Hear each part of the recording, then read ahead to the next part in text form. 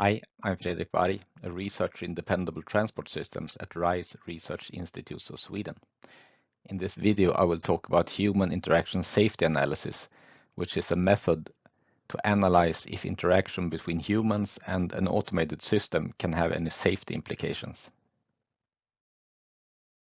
The main goal of the Values project is to improve state-of-the-art when it comes to methods and tools for verification and validation of automated systems with respect to safety and security. For automated systems, there's often some kind of interaction with humans, either human users of the systems or other humans in the vicinity of the system. How these interactions are designed can have an impact on safety. So this method is a systematic way of finding all types of interaction and also to make sure that the risk is acceptable of the implementation of these interactions. And finally, you can also look at the impact of security on the safety of these interactions. In this picture, you can see the workflow of human interaction safety analysis modeled in the enterprise architect. There are a number of different steps, and I will just mention a few of them. One key is agreement analysis, where we find all different types of interaction. We call them agreements to signify that you need some mutual understanding. And we do that analysis by looking at some different dimensions. A second one is interaction analysis, where we look at a proposed implementation of a specific interaction. And we do that by using sequence diagrams, cause-consequence diagrams, and fault trees. And in the fault trees, we include both errors in the components, the electrical electronic system, but also human errors and attacks. Then we need to determine the necessary risk reduction, if any.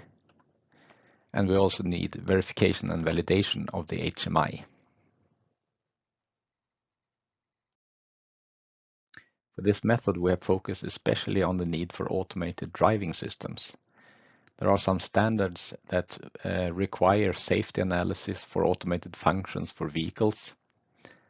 There are some methods existing for doing this kind of analysis, but no established method for the systematic treatment of all human-machine interaction that is domain-specific and adapted for automated driving systems. So that in itself is a gap, and for this method, we have identified a number of gaps in this project. So for instance, coverage of the interaction analysis, tool support and automation throughout the workflow, and also efficient verification and validation methods. So our goal in the Values project for improving this method is addressing some of the gaps that we found in the gap analysis. One was that it only considered a subset of interaction types, and another that it didn't include cybersecurity. These two we have already worked on and improved agreement analysis and interaction analysis steps. We also found that accuracy was lacking and that we could use quantitative metrics to improve that in the risk assessment and V&V steps. So this is something we are going to look into.